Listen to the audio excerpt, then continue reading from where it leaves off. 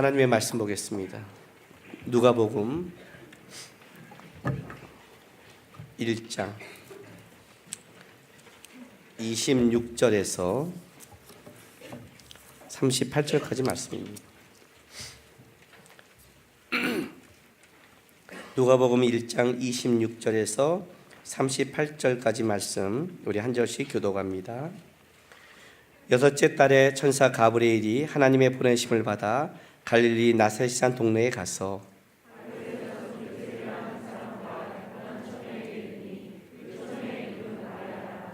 그에게 들어가 이르되 은혜를 받은 자여 평안할지어다 주께서 너와 함께 하시도다 하니 천사가 이르되 마리아여 무서워하지 말라 내가 하나님께 은혜를 입었느니라. 그가 큰 자가 되고 지극히 높으신 이의 아들이라 일컬어질 것이요 주 하나님께서 그 조상 다윗의 왕위를 그에게 주시리니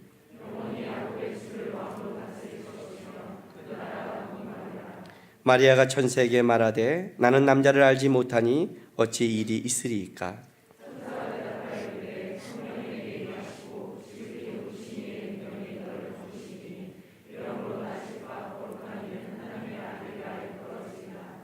보라 내 친족 엘리사벳도 늙어서 아들을 배었느니라. 보라 임신하지 못한다고 알려진 이가 이미 6달이 되었나니. 같이 있습니다. 마리아가 이르되 주의 여정이 오니 말씀대로 내게 이루어지이다 하며 천사가 떠나가니라. 아멘. 오늘 본문은 가브리엘 천사가 나타나서 그리고 마리아를 만나고 마리아에게 예수님이 이제 예수님의 마리아를 통한 예수님의 출생에 대한 이제 이야기를 하는 장면입니다. 여러분 이제 오늘 우리가 이 본문을 읽으면 여러분 어떤 느낌을 받습니까? 마리아구나 하고 마리아를 쳐다보지 마시고 여러분이 한번 마리아가 한번 돼보세요.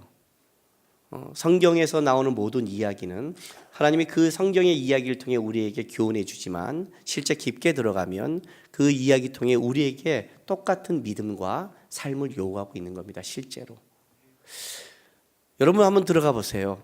오늘 집에 갔습니다. 그리고 자려고 그러는데 가브리엘 천사가 나타났어요. 일단 눈이 뒤집어지겠죠. 천사를 봤으니까. 왜? 뭐 그것도 천사가 아니라 천사짱이잖아요. 장. 그래서 은혜를 받은 자여 평안할지어다. 자, 평안이 올까요? 누구세요? 왜 이러세요? 뭐 저에게 뭘 원하세요? 별 생각이 들지 않을까요?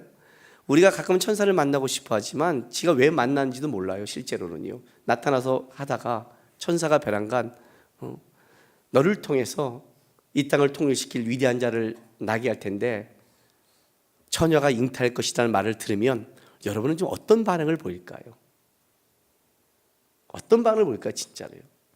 여러분의 인생 속에 이해하지 못한 사건으로 만약 하나님이 인도한다면 그리고 그 이해하지 못한 사건이 그것이 이 땅의 영광이 아니라 하늘에는 영광이지만 여러분이 이 땅에서는 삶의 수치가 되는 사건이라면 그렇지 않아요? 이거는 설명을 하지 못하잖아요. 우리가 지금 이걸 믿음으로 받아들이지. 여러분 한번 생각해 보세요. 요셉도 고민을 하기 시작했어요. 그 경건한 요셉도 고민을. 이건 말이 안 되잖아요. 하나님의 법칙이 깨진 거 아니에요. 하나님 우리에게 인간의 법칙은 남자와 여자가 함께해서 아이를 주는 건데 이걸 갖고 성령이 나에게 이렇게 했어 이렇게 말해버리면 여러분 그걸 누가 받아들이겠어요?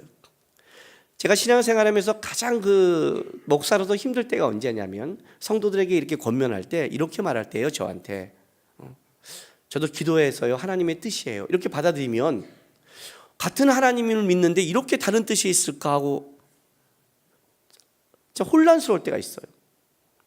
받았다니까 할 말이 없는데 너무 비상식이거든요. 이것도 우리가 생각하면 너무 비상식이잖아요. 여러분 여기서 이 마리아처럼 주의 여정이오니 말씀대로 하옵소서 이렇게 할 수 있을까요? 그게 무슨 뜻인지 뭐 생각 없이 하는 사람은 있겠지만 그래 생각 없는 사람은 주님이 나타나지도 않아요. 실제로는요. 이게 가능할까라고 보는 거예요. 이게 가능할까? 마리아는 미쳤나? 마리아는 뭐가 다를까? 저는 성경을 보면서 청년 때 가장 궁금했던 게 이 부분이에요. 아브라함은 어떻게 떠날 수 있었지? 사무엘은 어떻게 버텼지?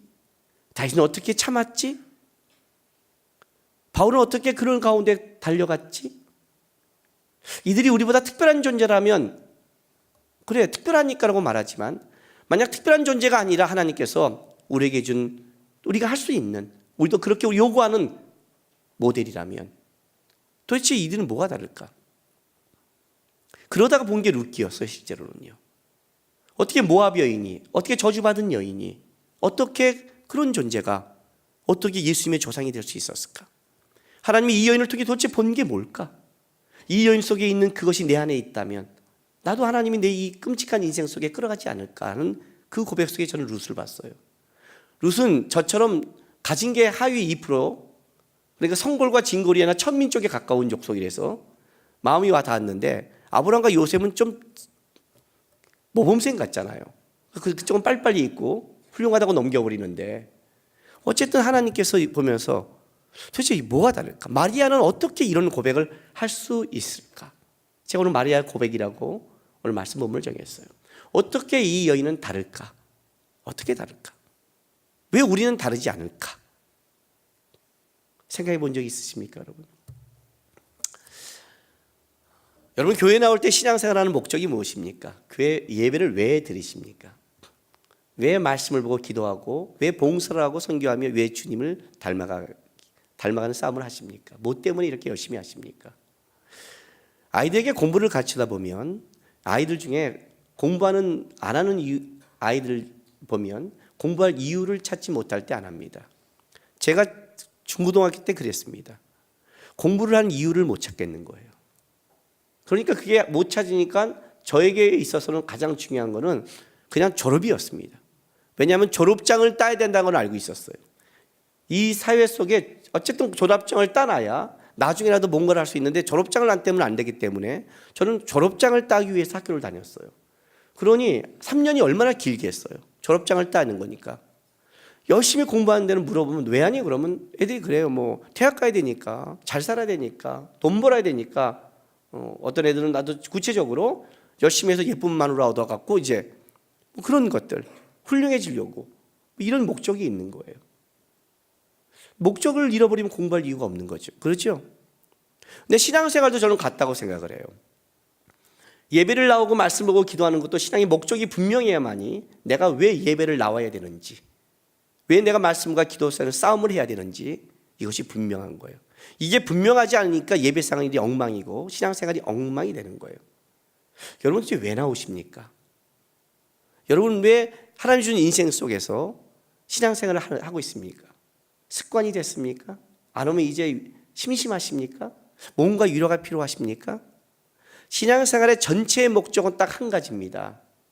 그건 믿음의 자람입니다. 여러분이 와서 여기서 예배하고 말씀하고 기도 보는 건 믿음이 자라는 싸움 때문에 그렇습니다. 믿음이 자란다는 건 이런 뜻을 갖고 있어요. 하나님을 알아야 된다는 겁니다. 결국 하나님의 아는 싸움이 믿음의 싸움이라는 거예요. 우리 인생 속에 하나님이 주신 삶 속에 와서 예배하고 기도하고 말씀 보는 거는 그만큼 내가 하나님을 더 알기 원하고 하나님을 닮기 원하고 잘하기 원하는 거예요. 믿음의 자람이에요, 그것이요. 그것 때문에 달려오는 거예요. 그게 분명하지 않는 사람은 예배 빠져도 돼요. 꼭 드려야 돼? 오늘 한번 빠진다고 뭐가 돼? 여러분, 내가 지금 가고 싶은 대학의 목적이 분명한 사람은 하루하루의 공부의 싸움을 해요. 그 하루 쉰다는 게 그 사람에게는 여태까지 공부하고 외운 것에 대해서 그만큼 다시 해야 된다는 부담을 갖는 거예요. 목적이 있으니까. 신앙도 마찬가지예요. 하나님을 알고 닮기 원하는 분명한 목적이 있으면 한 번의 예배가 내 마지막의 예배가 될 수 있고, 그 한 번의 예배 가운데 하나님을 깊게 만날 수 있는 체험의 장이 될 수도 있는 거예요. 그게 분명하니까 그 신앙생활을 하는 싸움을 하는 거예요. 그 싸움을 하는 거예요. 많은 사람의 신앙이 하나님 앞에 나오는 것들이 자기가 왜 나온지를 모르고 믿음 생활하는지를 몰라요. 그 싸움이 가장 커요, 실제로는요. 기독교에서 하나님을 알아야 믿습니까? 믿어야 압니까? 아니, 이 분위기가 어떤 분위기죠? 알아야 믿습니까? 믿어야 압니까?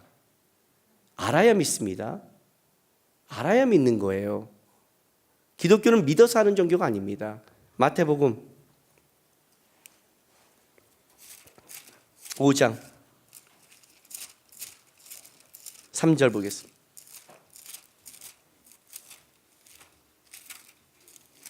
마태복음 5장부터 7장을 산상순이죠. 기독교의 신앙의 정수가 담겨 있다고 합니다. 근데 그 5장 3절을 보면 5장 3절부터 바로 팔복이 시작되죠. 우리가 알고 있는, 자, 우리 팔복 중에 한 5절까지만 같이 한번 읽어볼까요? 3절부터 시작. 심령이 가난한 자는 복이 있나니 천국이 그들의 것이며, 애통하는 자는 복이 있나니 그들이 위로를 받을 것이며, 온유한 자는 복이 있나니 그들이 땅을 기업으로 받을 것이며, 이렇게 말해요. 심령이 가난한 자는 복이 있다. 왜요?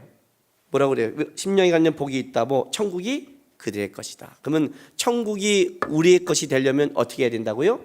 심령이 가난해져야 되죠. 이거를 불교라고 그러는 겁니다. 불교의 특징은 뭐냐면 내가 비워서 다른 거를 채우는 겁니다. 이건 정확해요.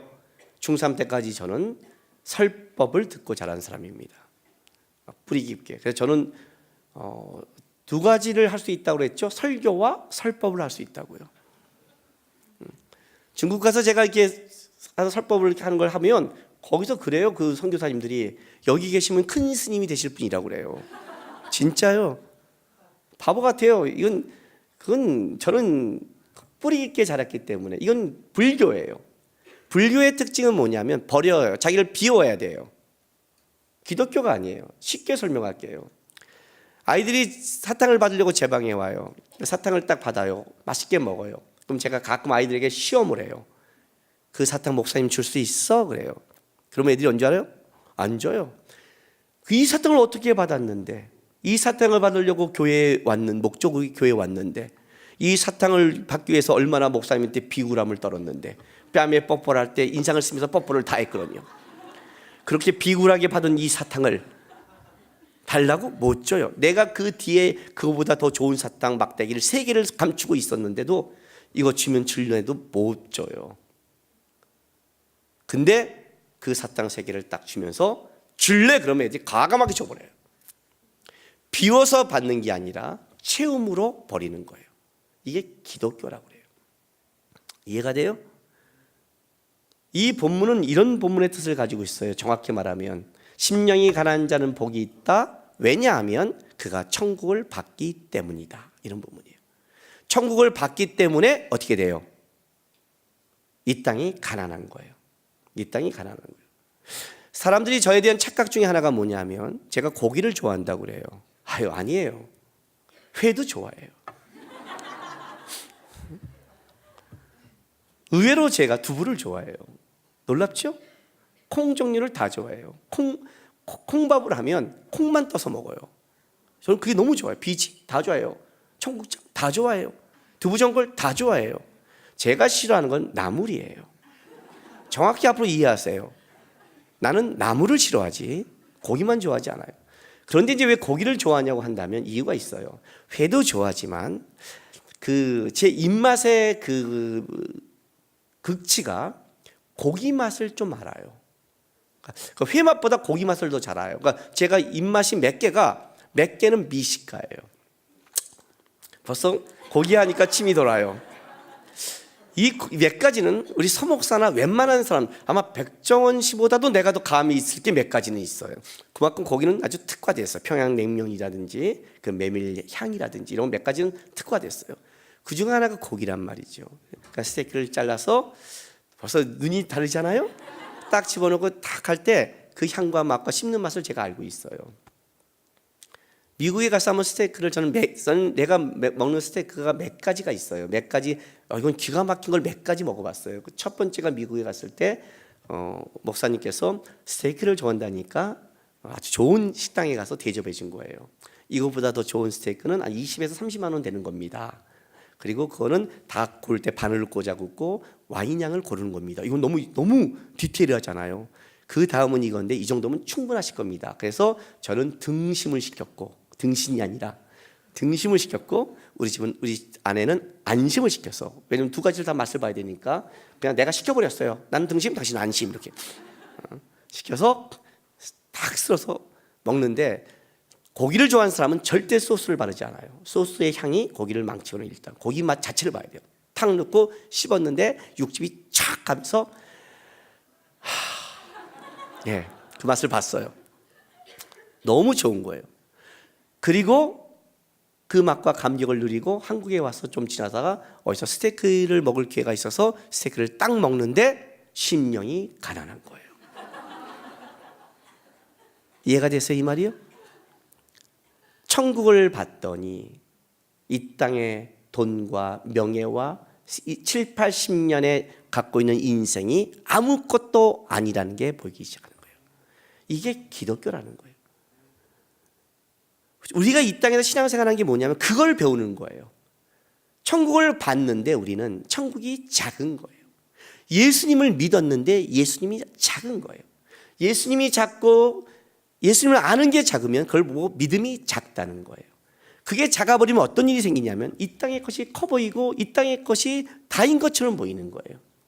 결국 우리는 믿음만큼 반응하는데 믿음만큼 고백하고 믿음만큼 살아가는데 그 믿음이 작아버리면 우리가 그 안에서만 살아가게 되는 거예요, 여러분.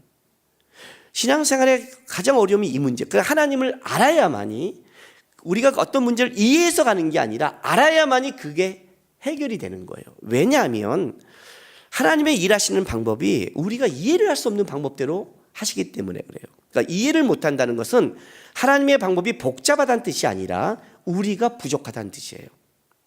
하나님에게는 아무것도 아닌데 우리는 부족하니까 그게 복잡해 보이고 왜 하나님이 이런 식으로 일할까 하는 거예요. 오늘도 본문이 그런 거예요. 메시아를 보내는데 왜 마리아 같은 여자를 통해야 돼? 왜 꼭 처녀가 잉태를 해야 돼? 왜 이런 방법으로 하나님이 역사를 하는 거야? 이렇게 말하는 거예요. 이해를 못 하겠잖아요. 좀 이따 이건 이제 왜 그런지 설명을 할 거예요, 제가요. 왜 처녀여야 되는지, 왜 정혼한 여자여야 되는지 설명해 갔지만 그럼에도 불구하고 우리는 이렇게 말하는 거죠. 왜 꼭 그 방법이어야 돼? 이렇게 하는 거예요. 왜냐하면 하나님의 무한을 유한의 세계에 담고 무한을 유한으로 표현하자 보니까 이게 너무 복잡한 거예요. 아이들을 키우다 보면 아이들이 어렸을 때 이럴 때가 있어요. 부모한테 뭐 하면 왜 그래야 돼요? 이렇게 물어요. 설명해요. 그건 왜요? 설명해요. 그건 왜요? 그러다 제가 뭐라는 줄 아세요? 그냥 그런 거야. 애한테 뭐라고 그래요? 설명을 계속하는데 왜요 물으니까 그냥 그런 거야 이렇게 말을 해요. 왜냐하면 그거 지금 걔한테 말해도 이해를 못하기 때문에. 그게 이제 우리가 성경적 표현이에요, 여러분. 성경에서 그렇게 표현하는 거예요. 내가 빛이 있어야 빛이 있었다 이렇게 말하는 거예요. 왜요? 설명하면 알아요? 하나님도 아시는 거예요. 설명해봤자 모르는 거예요. 응답하라 1988에 보면 우리 덕선 양께서 대학을 가겠다고 공부하다가 수학을 풀다가 옆에 있는 전교 1등한테 물어봐요. 눈치를 보다. 이거 좀 설명해 줄래? 혹시 그 부분 보셨나요? 안 보시면 주중에 가서 어차피 성경도 보지 않을 걸 내가 뻔히 알고 있으니까 응답하라 1988이라도 좀 보세요. 그런 드라마는 좀 보세요. 마음이 좀 훈훈해지니까. 아셨어요? 성경을 안 보려면 그거라도 좀 보세요. 예화를 들어도 알아야 될 거 아니에요, 뭘. 1988을 보면 덕선양께서 그러잖아요. 눈치보다 좀 가르쳐 달라고. 얘가 설명을 해요. 물어봐요. 왜? 너 다 한심해 보이죠? 이건 중학교 문제인데 나가다가 A는 몇이야 이렇게 말을 해요. 그럼 몇은 잊어먹었어요. A는 8이라는 것 같으면 잊어먹었어요. 그거는요. 저도 수학에 관심이 없으니까. 근데 덕선양께서 물어요. 그게 왜? 그랬더니 너는 왜 이름이 덕선이니? 어? 그냥 외워. 알았어? 외워. 그렇게 나가요. 이해가 되세요? 왜 사람의 눈은 둘일까요? 왜 사람의 귀는 두 개일까요? 왜 하나님은 사람을 볼 때 황인종, 백인종, 흑인종을 만들었을까요? 그냥 외워요. 하나님이 만들었으니까. 그걸 보고 이렇게 말하는 거예요. 그냥 믿어 이렇게 말하는 거예요. 우리가 그냥 믿어 이런 단어를 쓸 때가 있어요. 그건 무슨 말이냐면 하나님을 만난 사람한테만 사용하는 단어예요. 하나님을 만나지 못한 사람한테 믿어해서 믿을 수가 없어요. 알아야 믿는 거예요. 근데 우리는 알았어요. 뭘 알았어요? 하나님이 살아계신 걸 안 거예요. 근데 그 하나님의 크기는 몰라요. 그러니까 먼저 믿음에 간 사람이 이렇게 말하는 거예요. 이 하나님 왜 이렇게 이래? 왜 이래? 왜 하나님이 환난을 줘?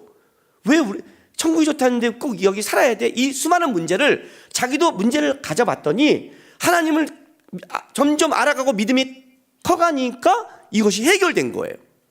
지금은 설명해도 모른다는 거죠. 그러니까 뭐라고 그래요? 그냥 믿어. 그냥 와서 예배 드려. 말씀 봐. 기도해. 그냥 2, 3년 해.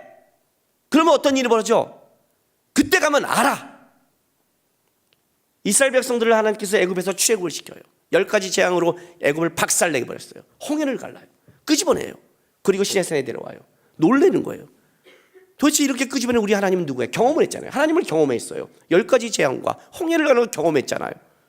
누구세요? 하나님은 뭐라고 그래요? 경험한 자에게 하는 말이에요. 나는 태초에 천지를 만든 하나님이다. 내가 빛이 있었다 이렇게 말하는 거예요. 그거는 하나님을 알기 때문에 받아들이는 사건이에요. 하나님을 알기 때문에 10가지 재앙과 홍해를 가는 걸 경험했기 때문에 이런 초자연적인 역사는 하나님이란 그 하나님이란 거를 거기서 경험하는 거지. 그래서 경험에 들어오는 거지. 그들이 하나님에 대해서 데이터와 그걸 찾는 게 아니에요.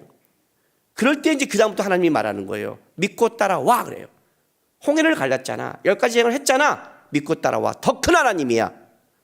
이스라엘의 광야길은 바로 하나님을 배워가는 길이에요. 믿음의 여정은 하나님을 알아가는 거예요. 여러분의 신앙의 목적은 딱 한 가지예요. 하나님을 알고 믿음이 자라는 과정이에요.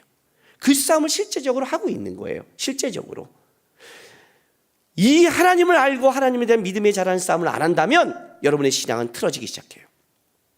예배할 이유도 없고요. 하나님은 아는, 천국 가는 그 정도니까. 그리고 말씀을 안 봐도 되고 기도를 안 해도 되고 내 참아야 될 이유도 없고 내 뜻대로 살아갈 수 있는 거예요. 그 당시는요. 왜? 목적을 잃어버렸으니까. 천국은 갈 수 있는데 내가 왜 봉사해야 되고 내가 왜 이렇게 애써야 되고 왜 내가 참아야 되고 이 모든 것이 실제는 이 과정을 통해서 누구를 알아가는 거예요? 하나님을 알아가는 거예요. 하나님을 알아야만이 하나님의 일하심과 역사하심을 배우는 거예요. 이건 지혜의 문제가 아니라 하나님을 알고 따라가면서 생기는 그 안에 생기는 믿음의 문제예요. 그래서 성경을 기록할 때 하나님께서 놀랍게도 성경을 어떻게 기록하냐면 예수를 아는 것에만 성경을 기록을 한정시켜요. 무슨 말이냐면 우리가 하나님을 알려고 그러면 하나님께서 하나님을 가장 알게 해준 자가 누구냐면 그 예수님이에요. 예수님이 나를 본 자는 하나님을 봤다고 그러기 때문에 예수님의 이야기를 통해서만이 우리가 하나님을 알게 되는 거예요. 하나님을 알면 어떤 일이 벌어지냐? 어떤 사건이 이해가 되지 않더라도 그게 하나님이 것이니까 따라갈 수 있는 거예요. 그래서 성경을 보면 어떤 때는 논리적이지 않고 어떤 건 다 삭제시켜버리고 간단하게 막 탁탁 넘어가는 거예요. 왜 성경을 이렇게 기록했지? 왜 이렇게 자세히 설명 안 하지? 좀 우리가 이해하면 좋겠는데 설명을 안 해요. 왜요? 이건 이해의 문제가 아니라 예수를 알아야 되는 문제이기 때문에 성경을 그렇게 기록해 가는 거예요. 예수 안 믿는 제 친구들과 만날 때 이럴 때가 있어요. 야, 이게 말이 되냐? 좀 이렇게 자세히 설명하면. 이건 비과학적이잖아 이렇게 말을 해요. 여러분도 그런 말 하죠? 하나님이 좀 자세히 설명하면 빛이 있으라면 빛이 있는 게 아니라 어떻게 빛을 만들고 설명하면 좀 야, 이 성경을 봐. 이런 착각을 한 번 정도 할 때가 있죠. 잘하면서 성경을. 나는 하나님이 그렇게 안 해줘서 너무 고마워요. 만약 그렇게 성경을 기록했다면 성경은 한 6천 권도 넘을 거예요. 창세기만 한 3천 권 될 거예요. 창조의 목적을 어떻게 다 쓸 거예요? 창조의 빛은 파동과 진동과 어쩌고 입자와 이해는 하세요 근데? 나도 지금 내가 뭔 말을 하는지 모르잖아요. 내 친구한테 제가 그런 말을 했어요. 하나님이 과학적으로 설명해 놓은 게 있어 그랬어요. 진짜? 있어. 없잖아. 있어. 어디에? 국립도서관을 가봐. 거기 하나님이 만든 거에 대해서 인간들이 연구한 게 얼마나 많은지 몰라. 인체에 대한 책도 어마어마하고 천문의 책도 어마어마하고 땅의 책도 어마어마해. 알아? 또 다 그거 읽고 와. 그 정도 읽고 오면 이제 하나님과 좀 얘기가 좀 될 거야. 이해하면. 죽을 때까지 읽다 죽을 거야. 뭐 그러면요. 얼마나 많은지. 여러분 의사가 뭘 알아요? 그죠? 의사가 뭘 알아요? 자기 분야에 있어서 잘 몰라요. 제가 가면 뭐라는 줄 아세요?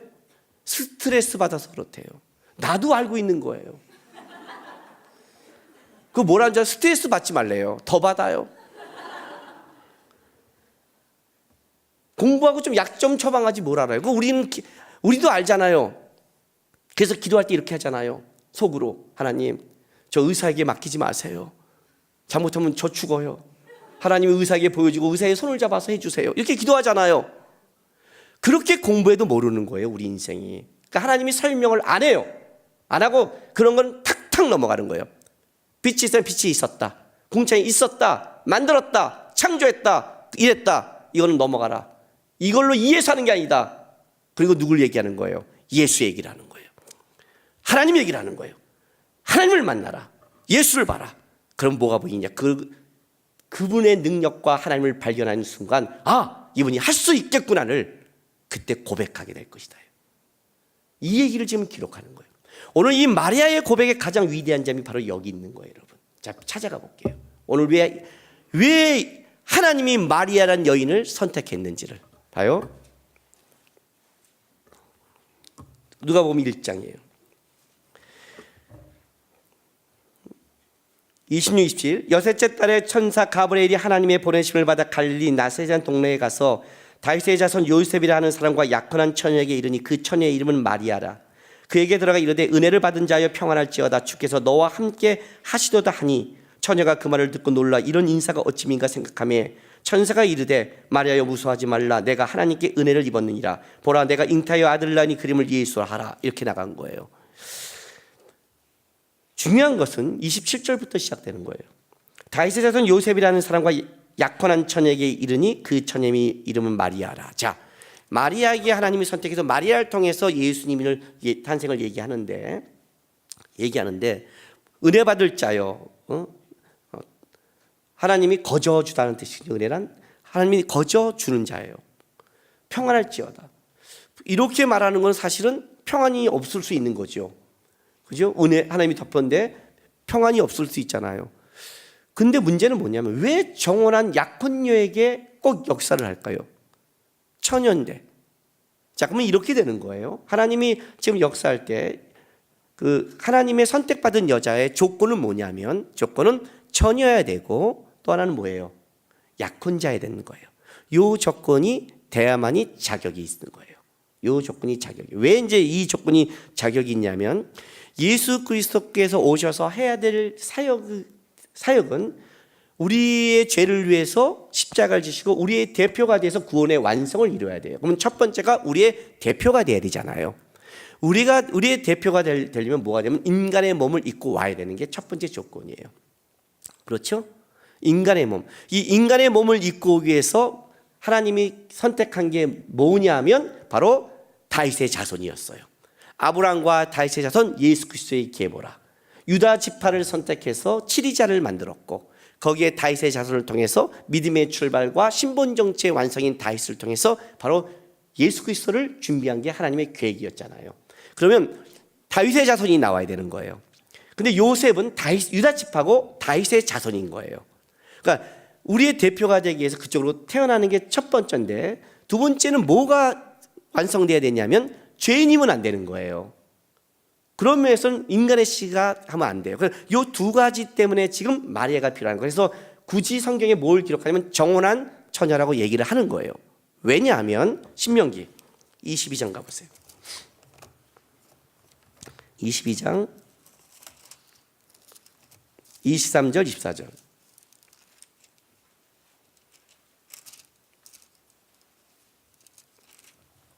신명기 22장 23절 24절 찾았어요? 자,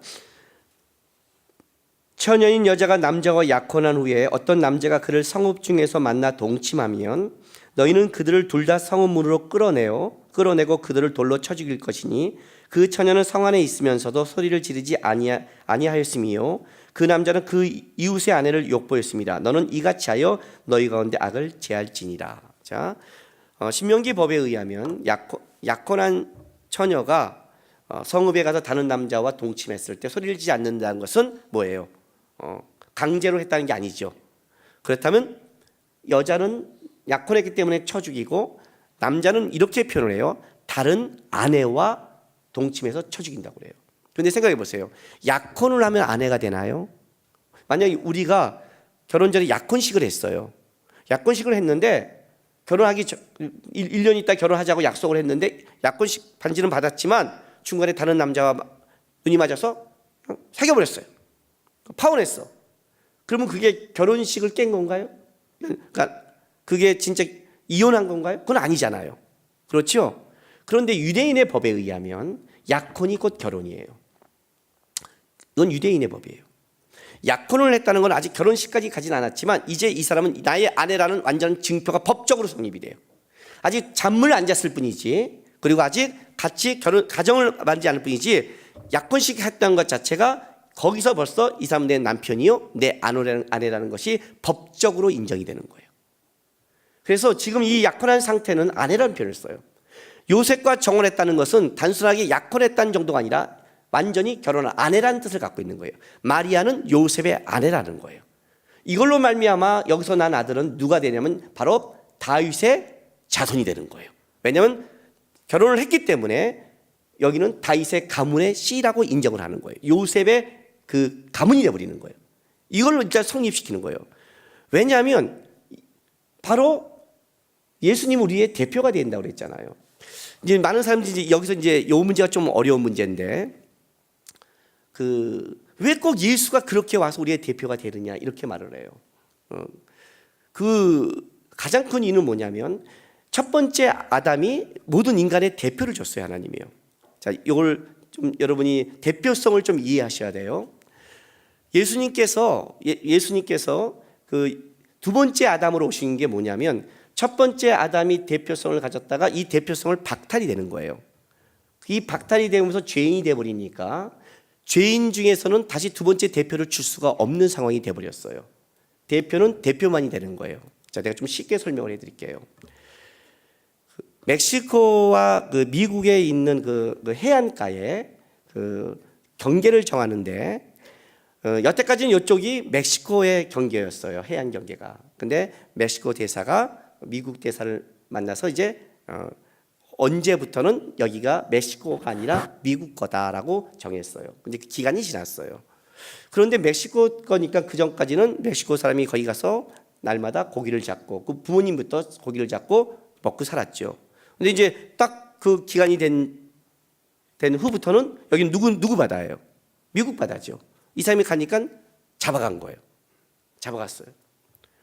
왜 날 잡아갑니까? 당신이 미국 땅에 미국 바닷가를 범했다. 무슨 소리 하는 거예요? 우리 할아버지 때부터, 우리 아버지 때부터 내가 얼마 전까지 고기를 잡았는데 이게 말이 돼요? 얼마 전에 멕시코 대사, 미국 대사가 이렇게 도장을 찍고 이걸 결정했다. 뭔 소리 하는 거예요? 난 몰랐어요. 그런데 왜 내 허락 없이 그걸 해요? 그런다면 그게 성립이 돼요, 안 돼요? 안 되죠. 이게 대표성이라는 거예요. 이게 대표성이에요. 만약에 이거를 바꾸려면 다시 멕시코 대사가, 대표를 가진 자가 가서 만나서 결정해야 되는 거지, 그렇지 않고는 이건 결정이 안 되는 거예요. 결정이 안 되는 거예요. 내가 알았다 몰랐다의 문제가 아니에요. 우리 집에 대표권은 아빠가 있는 거예요. 아버지가 인감도장을 다 가지고 있어요. 아버지가 인감도장을 딱 찍어서 집을 넘긴다고 그랬어요. 어느 날 들어갔더니 내 방이 사라졌어요. 아니, 어떻게 내 방을 뺏어가요? 이럴 수 없습니다. 아니요. 대표자가 찍었을 때는 어떻게 돼요? 그건 넘어가는 거예요. 아담이 대표자예요. 근데 그 아담이 죄를 짐으로 말미암아 대표권을 상실한 거예요. 뺏겼어요. 그럼 이 집을 되찾으려면 그만큼 권리가 있는 사람이 되찾아야 되잖아요. 그렇잖아요. 돈이니까 실력 있는 사람이 되찾아야 되잖아요. 그런데 모든 사람이 죄인이 되니까 안 되는 거예요. 그러니까 이 죄의 고리를 끊어야 되는 문제가 생겼어요. 그래서 남자와 여자와의 사이가 아닌 누구냐면 남자의 씨가 아닌 성령의 은혜로 말미암아 태어나는 씨가 그래서 필요하게 되는 거예요. 이게 이 두 번째 대표가 와야만이 우리의 것을 감당하기 때문에. 그래서 보세요. 창세기 4장.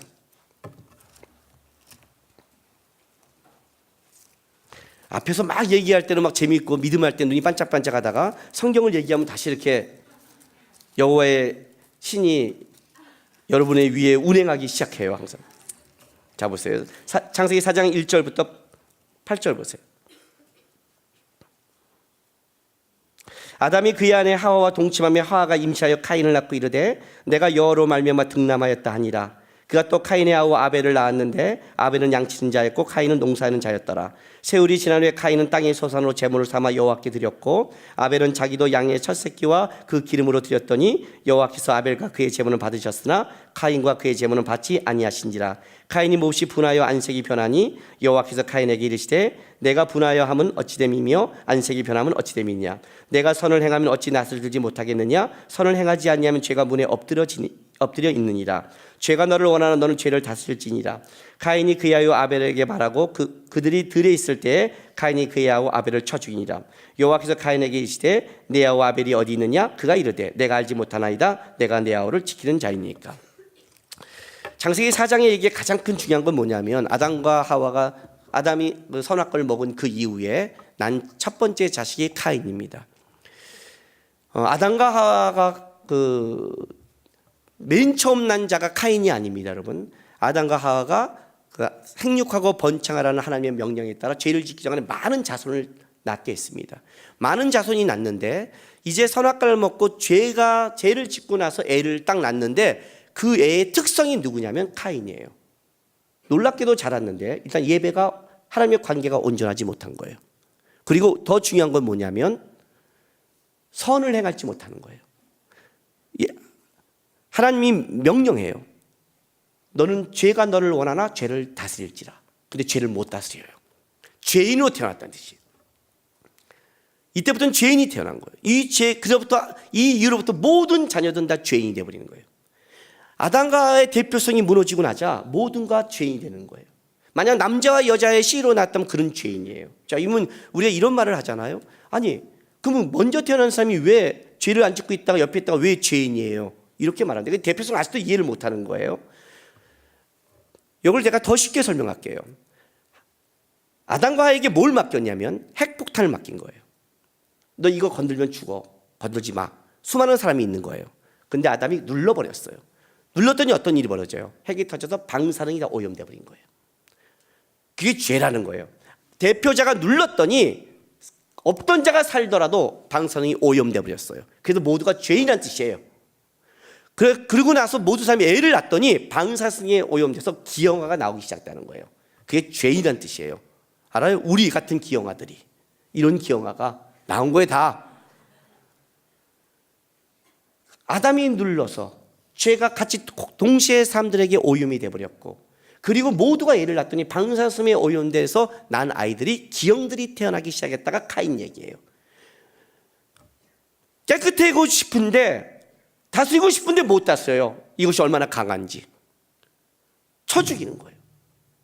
이 시대가 열려버린 거예요. 창세기 5장 보세요. 창세기 5장 3절부터 제가 8절까지 읽어드릴게요. 아담은 130세에 자기의 모양 곧 자기 형상과 같은 아들을 낳아 이름을 셋이라 하였고 아담은 셋을 낳은 후 800년을 지내며 자녀들을 낳았으며 그는 930세를 살고 죽었더라. 셋은 105세에 에노스를 낳았고 에노스를 낳은 후 807년을 지내며 자녀들을 낳았으며 그는 912세를 살고 죽었더라. 이 창세기 5장은 계속해서 뭐가 나오냐면 살고 낳고 죽었더라. 낳고 살고 죽었더라. 낳고 살고 죽었더라요. 이게 반복되는 거예요. 세세씩은요 은혜 받은 시예요. 그런데 결론이 뭐예요? 1000년 가까이 살아도 어떻게 돼요? 죽음을 극복하지 못하더라요. 방사능에 오염됐는데 오염물을 빼내지 못하더라. 결국 죽더라. 인간의 운명이다 이렇게 버린 거예요. 인간의 운명이다.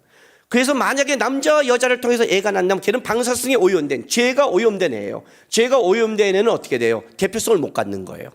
대표성을 못 가져요. 그래서 두 번째 하나님이 방법을 생각한 게 뭐냐면 일단 우리의 대표성 인간의 몸을 오기 위해서 다윗의 자손인 바로 마리아 요셉과 마리아 정원한 자를 택했고 우리의 남자의 씨가 아니라 뭐예요?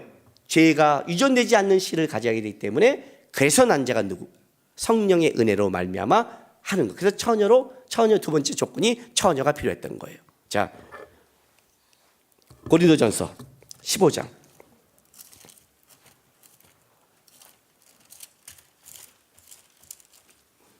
22절 보세요.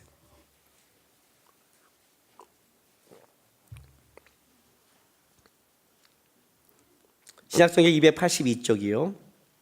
아담 안에서 모든 사람이 죽은 것 같이 그리스도 안에서 모든 사람이 뭐래요? 삶을 얻으리라. 15장 45절 보세요. 기록된 바 첫사람 아담은 생명이 되었다 함과 같이 마지막 아담은 뭐라고요? 살려주는 영이 되었나니. 이게 그리스도거든요. 마지막 아담. 47절. 첫사람은 땅에서 났으니 흙에 속한 자이거니와 둘째 사람은 어디서 났어요? 하늘에서 나셨느니라. 이걸 하는 거예요. 우리의 구원을 이루기 위해서 땅에 속한 자, 땅은 오염돼 버렸으니까 땅에 속한 자가 아니라 하늘에 속한 자가 와야 되는 거예요. 그래서 땅의 씨를 끊어야 되고, 그러나 우리의 대표성에 대해서는 땅의 거와 연결돼야 되는 거예요. 그 연결되는 자가 누구라고요? 다윗의 자손. 그래서 다윗의 자손인 마리아, 정혼한, 법적으로는, 호적으로는 분명히 인간의 대표가 되고, 그러나 땅의 것은 끊어지고 하늘의 것으로 이어져서 되는 바로 이것이 바로 예수님의 출생인 거예요. 복잡하죠, 우리가 보기에는요. 그죠? 그런데 보세요. 누가복음 1장 보세요. 자, 저는 이 마리아 반응이 참 놀라워요. 30절부터 읽어드릴게요. 천사가 이르되 마리아여 무서워하지 말라, 내가 하나님께 은혜를 입었느니라 그래요. 보라, 내가 잉태하여 아들을 낳으리니 그 이름을 예수라 하라. 그가 큰 자가 되고 지극히 높으신 이의 아들이라 일컬어질 것이요 주 예수께서 그 조상 다윗의 왕위를 그에게 주시리니 영원히 야곱의 집을 왕으로 다스릴 것이며 그 나라가 무궁하리라. 여러분 이 말을 이렇게 하면 여러분 같으면 뭘 할 것 같아요? 은혜 받은 자여 평안할지어다. 왜 이런 인사를 하세요? 무서워하지 마라, 내가 하나님께 은혜를 입었다. 겁나니까. 그러죠? 여러분 그러지 않겠어요? 내가 여러분 불러갖고 지사님 제가 하나님의 은혜가 크실 겁니다, 편히 앉으세요. 이러면 더 두렵죠? 왜요? 또 목사님 뭐 시키려고요? 더 두렵지 않으세요? 천사가 나타나도 은혜 받을 자요, 겁나잖아요.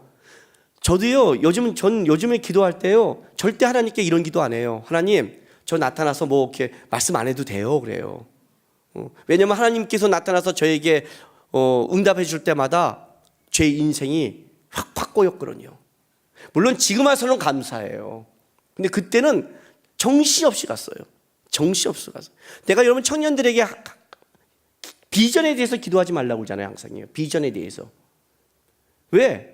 여러분 비전 말하면 감당할 수 있어요? 우리 지금 올해 또 하루 이제 넘어서 한 살 더 먹어갖고, 내 나이는 지금 30대도 그쪽 있으면 40대 가는데 하나님 진짜 결혼도 안 하고 나는 인생을 어떻게 살려고, 내 비전은 뭐예요? 막 기도하는 자매 있잖아요. 하나님이 오늘 집에 갔더니 천사가 나타났어요. 날개짓하는 거, 은혜 받은 여인이여 평안할지어다.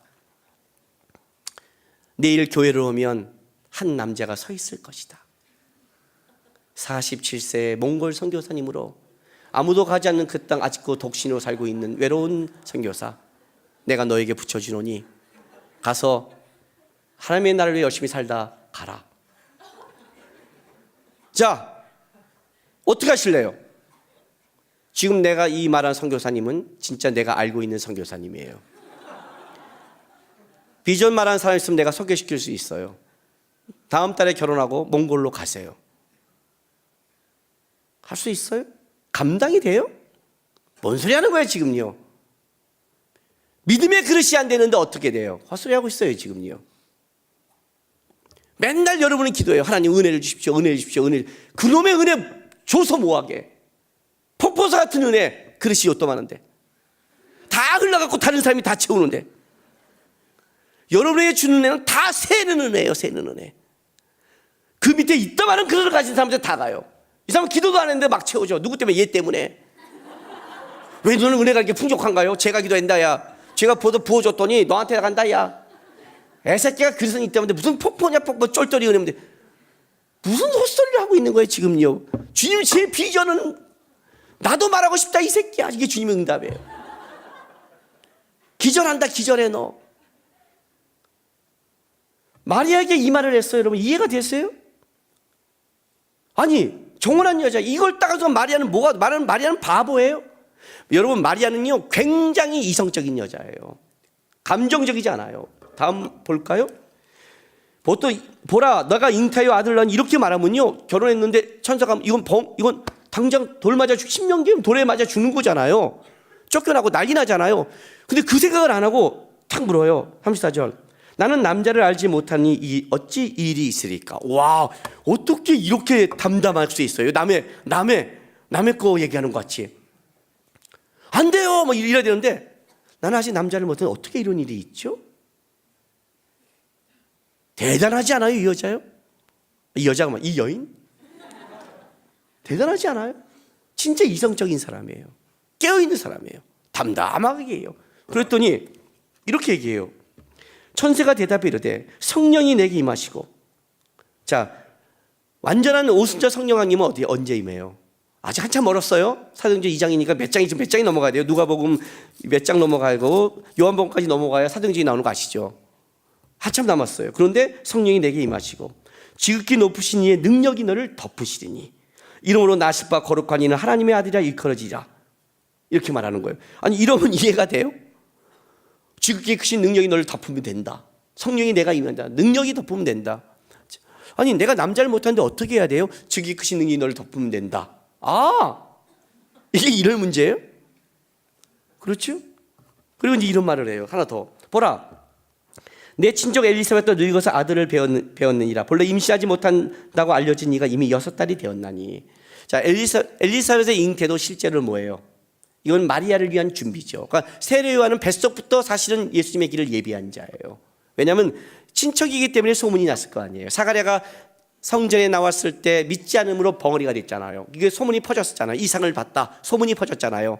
근데 좀 이따 엘리사벳이 애를 못 갖는 나이인데 애를 가졌어요. 그러면 어떻게 되겠어요? 아, 하나님 뭔가를 하시구나. 아마 친족 간에 소문이 났을 거예요. 마리아도 들었을 거예요. 그걸 먼저 얘기하는 거예요. 봐라, 애를 못 낳는 자도 애를 낳는 하나님의 능력이 있다. 근데 우리 하나님의 능력은 더 크다. 남자 여자 관계를 넘어서도 생명을 만들 수 있는 하나님이라는 거예요. 아브라함이 이삭을 바칠 때 얘기가 그거 아니에요. 부활신앙을 믿은 거 아니에요. 내가 죽여도 하나님은 살릴 수 있다. 생명의 하나님이다. 아브라함이 보는 하나님이에요. 아브라함이 보는 하나님. 놀랍게도 마리아의 신앙이 아브라함의 믿음보다 더 아문다지 못하지 않아요.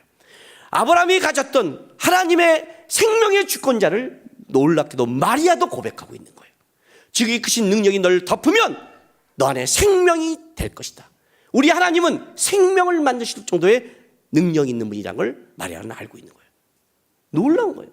이 말을 딱 들으니까 마리아가 이렇게 고백을 해요. 봐요, 38절에. 마리아가 이르되 주의 여정이오니 말씀대로 내게 이루어지이다. 주의 여정이오니 말씀대로 내게 이루어지이다. 놀랍지 않아요, 이 고백이요? 놀랍지 않아요? 여러분 이렇게 할 수 있어요? 말씀대로 내게 이루어진 이 고백을. 여러분 마리아의 믿음이 얼마나 큰 줄 알아요? 저는 지금 뭐가 부러운 줄 아세요? 제가 오늘 마리아의 고백에 맞췄어요. 왜냐하면 전 마리아가 너무나 놀랍고 부러운 거예요. 왜냐하면 마리아의 믿음이 하나님을 아는 양이 이 정도 된다는 거예요. 사가랴를 보세요, 여러분. 사가랴를 성전에 나타나서 가브리엘이 말했어요. 세례 요한을 줄 거라고, 아이를 낳을 거라고. 그가 메시아보다 앞선 자가 돼서 그 얘기를 평탄케 하라고 얘기해 줬어요. 사가랴가 뭐라고 그래요? 안 믿었어요. 우리가 어떻게 노년인데, 우리는 아직 애를 못 낳는 나이인데 어떻게 갖겠습니까? 사가랴의 믿음은 아브라함의 인생길에 어디에 있었냐면 바로 이삭을 주기 전이에요. 똑같아요. 여기 나지 못한 그게 뭐냐면 이게 바로 노년이 누구냐면 아브라함과 사라였어요. 그때 천사가 나와서 얘기했을 때 뭐라고 그래요? 아이고 우리가 늙었는데 어떻게 납니까? 있으면이나 살게 해주세요 그래요. 하나님이 아니죠. 아니다, 명령이 임할 때 있을 것이다. 사라여 왜 웃냐? 웃지 않았습니다. 웃었다 하고 찍어놓죠. 하나님이요. 고까지였어요. 사가랴도 믿지 못했어요. 그런데 하나님이 애를 준 거예요. 그런데 마리아의 믿음은 놀랍게도 아브라함이 이삭을 바칠 정도의 믿음으로 자라있는 거예요. 사가랴보다 더한 거죠. 제사장보다 더한 거예요. 하나님이 예수님보다 앞서 보낼 그 택한 가정보다 더 깊은 믿음을 가지고 있었어요. 놀라운 믿음이에요. 지극히 크신 능력이 널 덮을 것이다. 마리아가 이 앞에 있는 거에 대해서 설명을 그냥 어떻게 나는 정혼했는데 제 인생에 마리아인데 이런 것에 대해서 딱 다 잊어버렸어요. 묻지도 않아요. 어떻게 일이 있습니까? 묻는 거예요. 하나님의 능력이 덮으면 가능할 것이라는 거예요. 그가 어떻게 이것이 이루어질지 모르지만 그는 하나님에 대한 믿음의 양이 이만큼 있는 거예요. 그리스도의 양이 임한 거예요. 저는 이 믿음이 놀라운 거예요. 하나님이 택할 만한 영이라는 생각이 드는 거예요. 택할 만한 400년 동안 선지자가 끊겨서 하나님의 말씀이 끊긴 시대를 살아가는 거예요. 400년 동안 로마의 식민지로 말미암아 피폐할 만큼 피폐한 시대에 어떻게 이런 믿음을 하나님 앞에 가질 수 있었을까요? 어떻게 이런 믿음을, 어떻게 하나님을 이만큼 알까요? 이만큼 하나님을 아는 양이 있기 때문에 하나님이 그를 사용할 수 있고 그를 통해 하나님의 일을 할 수가 있는 거예요. 여러분, 이게 난 이 고백이 너무 부럽고 놀라운 거예요. 우리가 믿음이 없으면 일어나는 모든 사건이 다 뭐예요? 다 자기를 근거로 하는 변명이잖아요. 자기를 근거로 해서 다 변명하잖아요. 어떻게 하나님이 이런 일이 어떻게 이렇게 해요? 이건 말도 안 되는 거야. 하나님, 우리는 다 우리가 이해하려고 하잖아요. 내가 이해하지 못한 것을 하나님이 끌어가면 뭐라고 그래요? 억울하다고 그러고 원망스럽고 말도 안 된다고 내가 얘기하잖아요. 신앙의 길은 가보면 돌아보면 하나님이 알게끔 만들거든요. 절대 우리의 인생길에 그걸 알 수 없게 만들거든요. 우리는 다 그걸 얘기해요. 마리아는 아주 깔끔한 거예요. 묻질 않아요. 처녀인데요. 나는 결혼했는데요. 그럼 돈에 맞아 죽을 수도 있는데요. 자기 한계를 다 뛰어넘었어요. 왜요? 하나님을 알고 있기 때문에. 하나님을 알고 있기 때문에. 출애굽기 40장 가면 하나님이 성막을 만들고 지극히 큰 영광이 덮었을 때 그 성막이 거룩해져요. 이스라엘 백성 가운데서. 성막은 굉장히 작은 거예요. 100m, 50m밖에 안 되고 성소는 10m, 5m고 지성소는 5m, 5m예요. 제 방보다 작아요. 왜 성소가 작냐면 이방인들은 성소의 크기 갖고 자랑하지만 하나님의 영광을 이 땅에 아무것도 담을 데가 없는 거예요. 하나님의 영광이 임하면 그 작은 것도 거룩해지는 거예요. 하나님의 영광이 마리아를 덮으면, 성령의 능력이 마리아를 덮으면 거기에 하나님의 놀라운 일이 생겨나는 거예요. 마리아는 이 하나님을 알고 있는 거예요. 이 하나님을. 이 놀라운 고백을 해요. 주의 종인데 말씀대로 이루어지이다. 기가 막힌 거예요. 도대체 마리아가 아는 하나님의 양이 얼마일까 도대체. 가브리엘을 보내서 이 얘기를 할 만한, 모든 자가 죄로 무너져 있을 때, 모든 자가 소망이 없다고 할 때 하나님이 마리아를 통해서 일할 만한 놀라운 믿음을 가진 영이라는 거예요. 이해가 되세요? 하루하루 주님 앞에 닮아갈 때 여러분이 싸워야 될 게 바로 이 문제를 싸워가는 거예요. 여러분, 믿음의 길은 두려운 거예요. 믿음의 역사라는 건 뭐냐면 여러분이 생각하지 못하고 경험하지 못한 세계로 끌어가는 거예요. 여러분이 이해할 수 없는 길이에요. 어떤 때는 처녀가 잉태하는 그런 방법도 하나님은 사용하세요. 여러분이 이해하지 못한 길로 끌어갈 때도 있어요. 우리가 그 길을 가는 것은 우리 인생길을 이끌어가는 하나님이라는 분을 알기 때문에 가는 거지. 알기 때문에 그 하나님을 아는 양과 크기만큼 가는 거예요. 항상 하나님의 믿음의 길을 우리에게 얘기할 때는 무섭고 두려운 거예요. 왜? 경험해보지 않았으니까. 은혜 받은 자여 평안할지어다. 무서워하지 말라. 주님도 이렇게 얘기해요. 무서워하지 말라. 가보지 않은 길이니까. 그런데 왜 무서워하지 않게 갈 수 있냐면 내가 가는 게 아니라 주님이 지극히 크신 능력이 덮고 끌어가는 길을 알기 때문에 같이 갈 수 있는 거예요. 그게 하나님을 아는 믿음이라는 거예요. 이 믿음이 자라야 된단 말이에요. 이 믿음을. 교회 와서 예배하며 말씀하며 기도하는 것이 다른 게 아니라 하나님을 아는 양이 자라야 돼요. 이것이 여러분의 기도가 돼야 돼요. 그래서 버티는 거예요. 십자가의 은혜로 구원한 나를 하나님이 끌어갈 것이다. 내 능력으로 사는 게 아니라 지극히 크신 능력으로 이끌어갈 것이다. 이해하지 못한 길에서 하나님은 만드실 것이다. 내가 만난 하나님은, 내가 아는 하나님은 능히 끌어갈 수 있는 분이다. 두렵고 떨리지만 그 길을 버티고 가는 이유가 하나님이 인생길의 주인인 걸 아는 거예요. 그걸 답은 지나고 나면 마리아같이 믿음이 자라고 도저히 이해하지 못한 인생을 만나도 마리아처럼 그때는 이렇게 고백할 수 있는 거예요. 주의 여정인데 말씀대로 하십시오. 나는 여러분의 성도의 믿음이 이만큼 자랐으면 좋겠어요. 이해하지 못한 인생길을 만났을 때 찡얼찡얼대고 징징대고 불평하고 까부는 신앙이 아니라 내가 만난 하나님은 능히 인도할 걸 알기 때문에 주님, 두렵고 무섭지만 말씀 앞에 있겠습니다. 주의 뜻대로 이루어십시오. 마리아 같은 고백이 여러분의 인생에 나오기를 주님의 이름으로 부탁합니다. 기도하겠습니다. 이 시간 우리 다 같이 좀 기도했으면 좋겠습니다.